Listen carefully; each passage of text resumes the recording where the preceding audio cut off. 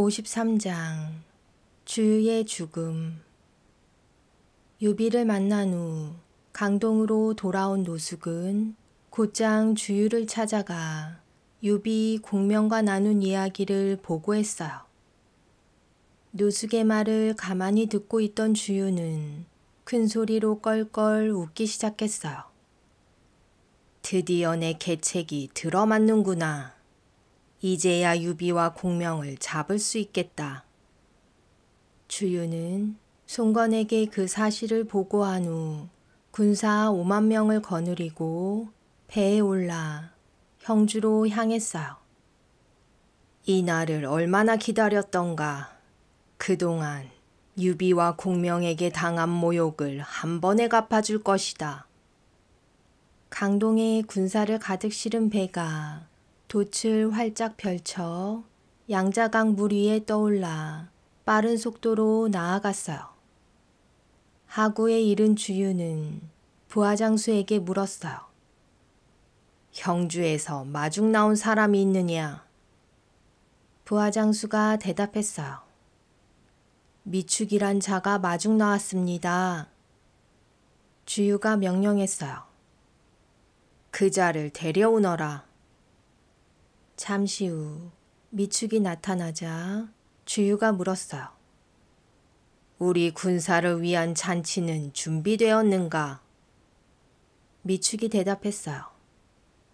물론입니다. 유비 장군께서는 모든 준비를 끝내고 강동의 군사들이 도착하기만을 기다리고 계십니다.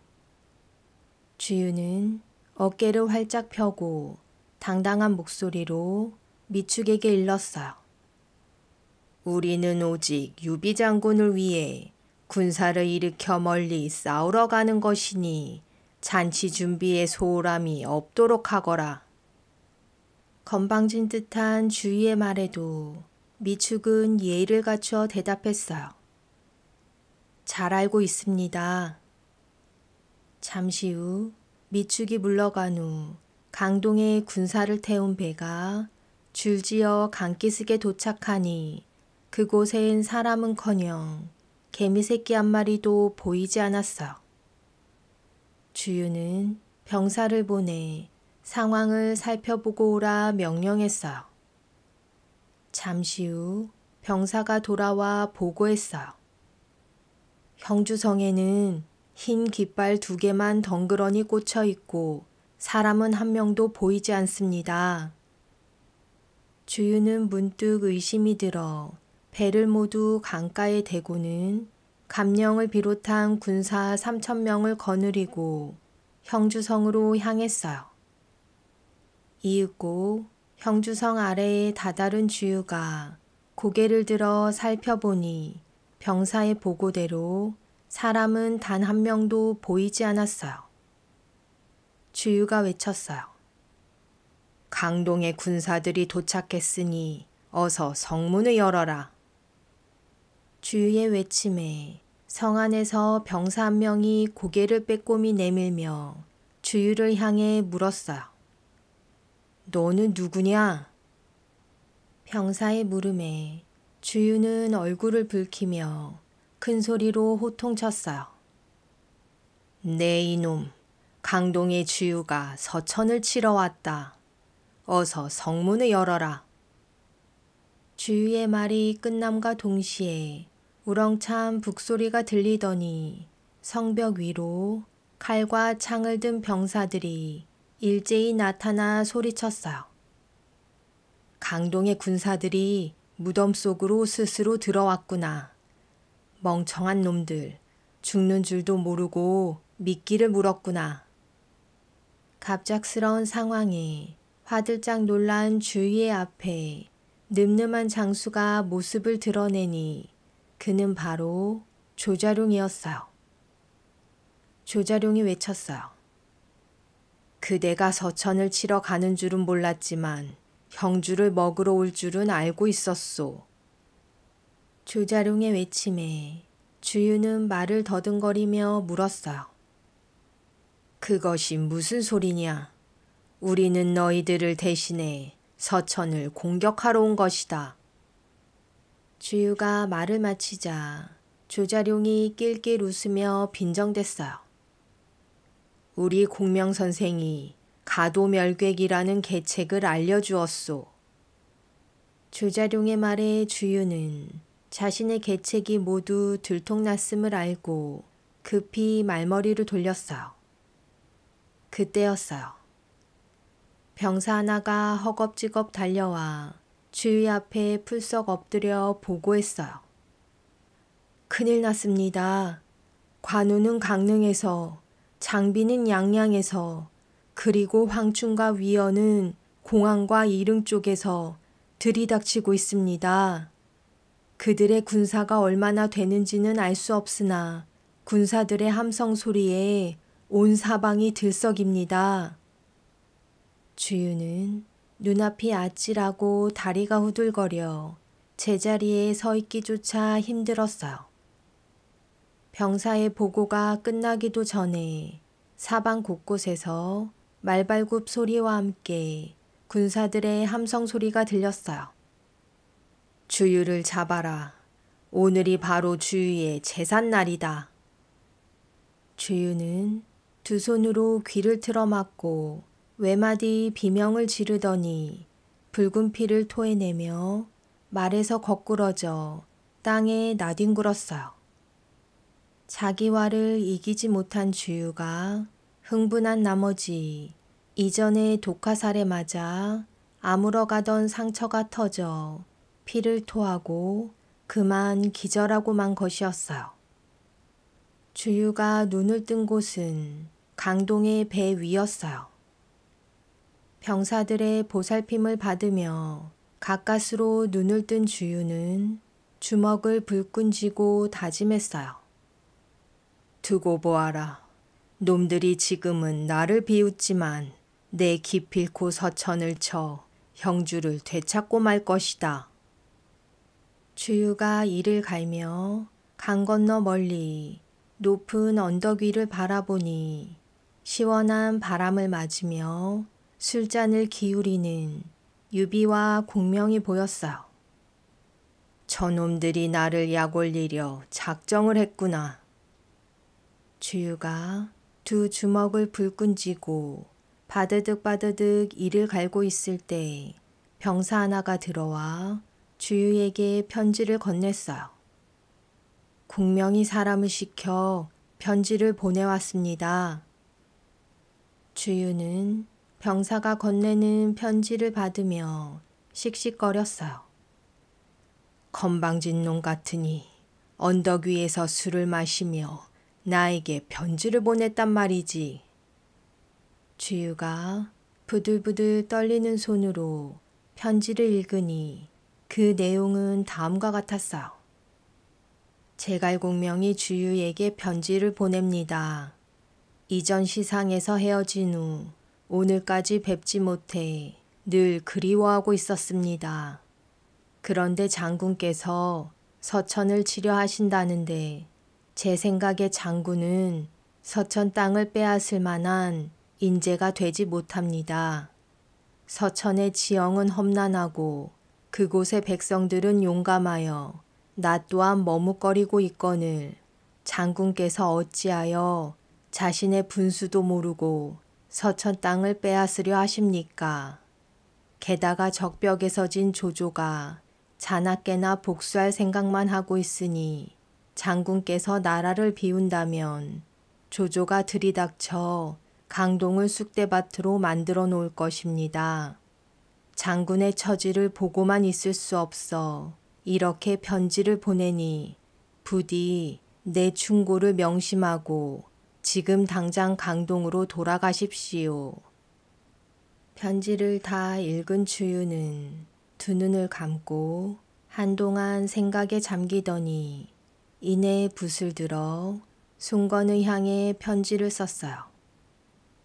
저의 재주는 보잘것없으나 송건 장군의 큰 은혜를 입었으니 목숨을 바쳐 충성을 다하고 싶었습니다. 하지만 저는 큰 뜻을 이루지 못하고 이렇게 죽게 되었으니 이 슬픔을 어찌하겠습니까? 조조는 북쪽에서 강동을 집어삼킬 궁리만 하고 있고 유비는 강동에서 하루가 다르게 자라고 있으니 장군께서는 항상 앞날을 대비하셔야 합니다. 노숙은 충성스럽고 성실한 사람이니 제가 맡았던 일을 잘 해낼 것입니다. 편지를 다 쓴 주유는 손에 꼭 쥔 붓을 놓음과 동시에 정신을 잃었고 그렇게 세상을 뜨고 말았어요. 이때의 주유의 나이 36. 한 일도 많았지만 앞으로 할 일이 더 많은 젊은 나이였어요. 한편 밤하늘을 바라보던 제갈공명은 커다란 별 하나가 떨어지는 것을 보고는 주유의 죽음을 알아챘어요. 공명은 짧은 한숨을 내쉬며 중얼거렸어요. 우리가 서로 같은 편이었다면 좋은 친구가 되었을 것을. 다음 날 아침 공명은 유비를 찾아갔어요. 주유가 죽었으니 강동으로 조문을 가야겠습니다. 공명의 말에 유비는 고개를 갸웃하며 대꾸했어요. 조문을 가는 것은 어려운 일은 아니지만 강동의 장수들이 공명을 죽이려 들 텐데 그것이 걱정이요. 유비의 걱정에도 공명은 입가에 여유로운 미소를 지었어요. 주유가 살아있을 때에도 강동에서 무사히 돌아왔는데 주유도 없는 마당에 제가 무엇이 두렵겠습니까? 걱정 마십시오. 공명의 고집을 꺾을 수 없었던 유비는 조자룡에게 군사를 주어 공명과 함께 가도록 했어요. 그렇게 강동에 도착한 공명을 노숙이 정중히 맞이했어요. 하지만 다른 장수들은 당장이라도 공명의 목을 베어버릴 듯 공명을 노려보았어요. 장수들의 따가운 눈초리를 뒤로하고 공명은 주위의 제단 앞에 무릎 꿇고 앉아 눈물을 흘리며 통곡하기 시작했어요. 참으로 슬프구나. 그대는 진정한 영웅호걸이었거늘 너무나 일찍 세상을 떠나버렸으니 참으로 슬프구나. 그대의 죽음으로 그대가 섬기던 송건 장군도 울고 그대의 친구들도 울었으며 함께 전쟁에서 싸우던 나 또한 울음을 참지 못하니 온 세상이 모두 슬픔에 잠겼구나. 그대와 내가 서로 같은 편이었다면 더없이 좋은 친구가 되었을 것이고 이 나라와 백성들은 아무런 걱정 없이 평화롭게 지냈을 것을. 나는 그것이 안타까울 뿐이요. 주유 장군, 그대의 목숨은 비록 36에 끝났으나 그대의 이름은 역사의 길이 빛날 것이오. 공명이 진심으로 주유의 죽음 앞에 눈물을 흘리자 그 모습을 지켜보던 강동의 신하들 또한 공명을 따라 슬피 울며 생각했어요. 주유와 공명은 사이가 좋지 않다고 하더니 사람들이 잘 모르고 하는 소리였구나. 공명의 조문이 끝나자 노숙은 잔치를 베풀어 공명을 대접했어요. 이윽고 공명이 형주로 돌아가기 위해 나루터의 배를 막 타려고 할 때였어요. 공명의 등 뒤에서 요란한 웃음소리와 함께 공명을 향해 매섭게 호통치는 소리가 들렸어요. 뻔뻔한 제갈공명, 주유가 니놈 때문에 화병으로 세상을 떠났거늘 니놈이 무슨 염치로 강동에 온 것이냐. 수스라치게 놀란 공명이 뒤를 돌아보니 그는 바로 봉추 선생 방통이었어요. 방통을 본 공명은 환하게 웃으며 그에게 다가가 말했어요. 자네의 장난은 여전하구만. 공명이 반가운 표정으로 대꾸하자 방통 또한 공명의 손을 잡고 웃음을 터뜨렸어요. 자네가 긴장할 때도 다 있군. 두 사람은 배에 올라 그동안 나누지 못한 이야기를 나누었어요. 공명이 먼저 물었어요. 주유가 죽었으니 앞으로 자네는 누구를 섬길 작정인가? 공명의 물음에 방통이 대답했어요. 글쎄, 노숙이 함께 하자고 하니 뿌리칠 수도 없고. 방통이 머뭇거리며 말끝을 흐리자 공명이 말했어요. 노숙이 송건에게 자네를 추천했나 보군. 하지만 송건은 자네를 귀하게 대우하지 않을 것이네. 혹시 내 도움이 필요하다면 형주로 오게. 유비 장군은 자네를 귀하게 대우해 줄 것이네. 공명의 말에 방통은 천천히 고개를 끄덕였어. 이윽고 공명이 탄 배가 강동을 떠나자 공명이 조자룡에게 말했어요. 새로 점령한 마을로 가자. 그곳의 백성들이 어찌 사는지 살펴보아야겠다. 말을 마친 공명은 뱃머리에 우두커니 서서 중얼거리듯 말했어요. 당분간 비를 부르는 싸움은 없을 것이니 경치도 구경하면서 쉬엄쉬엄 가자꾸나. 여유로운 공명의 말에 조자룡의 입가에도 미소가 지어졌어요. 주유가 죽었다는 소식을 들은 송건은 큰 슬픔에 빠졌어요. 주유를 잃은 것은 내 파라나를 빼앗긴 것과 같다. 앞으로 나는 누구와 전하통일을 이룰 것인가? 이때 노숙이 나서며 말했어요. 저는 주유의 추천으로 종사령관이 되었지만 저의 부족함을 알기에 불안한 마음을 떨칠 수가 없습니다. 그래서 저보다 훨씬 뛰어난 인물을 추천하오니 글을 귀하게 써주십시오.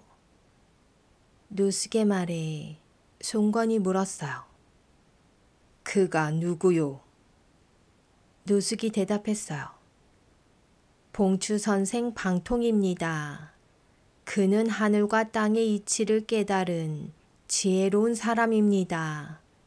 주유 또한 그의 말에 따라 작전을 짰으며 제갈공명도 그의 재주에 감탄하였습니다. 송건은 당장 방통을 데려오라 명령했어요. 방통은 키가 작고 삐쩍 마른 몸을 가졌으며 칙칙한 흑빛 피부에 들창 코를 가진 데다 가늘고 짧게 난 수염이 마치 늙은 염소처럼 보였어요. 방통을 본 송건은 눈살을 찌푸리며 차가운 목소리로 물었어요. 그대는 평생 공부를 했다는데 그동안 무엇을 배웠소? 송건의 물음에 방통이 심드렁하게 대답했어요. 특별히 공부한 건 없고 그냥 이것저것 들여다봅니다. 건방진 듯한 방통의 대답에 송건의 얼굴은 더욱 굳어졌어요. 그렇다면 그대의 재주와 학문을 주유와 비교한다면 누가 더 낫소? 방통이 웃으며 대답했어요. 나는 나고 주유는 주유지요. 우리 둘 다 비슷한 점은 별로 없습니다. 성의 없는 방통의 대답에 송건은 고개를 돌리며 짧게 대답했어요. 알겠으니 가보시오. 방통이 물러간 후 송건은 얼굴을 붉히며 노숙에게 버럭 소리를 질렀어요. 어디서 저런 건방진 사람을 데리고 왔소? 늙은 염소꼴을 해서 저런 사람을 대체 어디에 쓰겠소? 송건이 혀를 차며 못마땅해하자 노숙이 송건을 설득했어요. 방통의 생김새는 보잘것없지만 재주는 참으로 뛰어난 사람입니다. 적벽대전에서 방통이 조조에게 계책을 쓰지 않았더라면 결코 조조를 이길 수 없었을 것입니다. 하지만 송건의 말투는 여전히 차가웠어요. 적벽대전에서는 조조가 스스로 배를 밧줄로 묶어진 것이니 그것이 방통의 계책 덕분이라고 볼 수 없소. 나는 저런 자는 곁에 두지 않을 것이오. 노숙은 더 이상 말을 하지 못하고 물러나 방통에게 갔어요. 내가 그대를 적극 추천했으나 그대를 쓰지 않겠다고 하니 어쩌겠습니까? 훌륭한 선생을 몰라보고 이렇게 대접을 하니 참으로 죄송합니다. 노숙은 안타까운 마음에 고개를 떨구었어요. 방통은 하늘을 보며 길게 한숨을 내쉬고는 짐을 챙기기 시작했어요. 방통은 미안해하는 노숙을 힐끔 보고는 혼잣말처럼 중얼거렸어요. 송건이 나를 버리니 조조에게 가야겠군. 방통의 말에 노숙의 얼굴이 새파랗게 질렸어요. 안 됩니다. 절대 그리해서는 안 됩니다. 차라리 유비장군에게로 가십시오. 유비장군은 선생의 지혜로움을 알아볼 것입니다. 노숙이 손사래를 치며 말하자 방통은 빙그레 미소를 지었어요. 농담이요. 나도 유비장군에게 갈 작정이었소. 노숙은 방통의 두 손을 부여잡으며 간곡히 말했어요. 농담이라도 조조에게 간다는 말은 하지 마십시오. 선생께서 유비장군을 섬기게 된다면 부디 우리 강동과 사이좋게 지내는데 힘써주시기 바랍니다. 노숙의 말에 방통이 고개를 끄덕였어요. 나도 그리 되길 바라오. 그렇게 강동을 떠난 방통은 형주에 있는 유비에게로 향했어요. 방통이 형주에 도착했을 즈음 제갈공명은 형주 일대를 둘러보느라 자리를 비우고 없었어요. 유비는 방통이 왔다는 소식을 듣고는 잔뜩 기대했어요. 그 옛날 사마위 선생께서 복룡과 봉추를 말씀하시더니 이제야 내가 복룡의 짝 봉추를 찾았구나. 유비는 방통을 안으로 모셔오라 명령했어요. 잠시 후 방통이 유비 앞으로 걸어오더니 절도 하지 않고 허리만 굽혀 대충 인사하고는 입을 열었어요. 유비 장군께서는 인재를 알아보고 귀하게 쓰신다 하여 찾아왔습니다. 방통을 본 유비는 볼품없는 방통의 겉모습에 혹시나 그가 가짜 방통일까 의심이 들었어요. 잘 오셨소. 그런데 우리 형주에는 선생이 맡을 자리가 없소. 이곳에서 50km 떨어진 곳에 뇌양현이라는 마을이 있는데 그곳에 자리가 비었으니 그곳을 맡아주시오. 나중에 좋은 자리가 생기면 그때 다시 부르겠소. 방통은 허리를 반쯤 구부려 성의 없게 인사하고는 아무런 대꾸 없이 등을 돌려 뇌양현으로 떠났어요.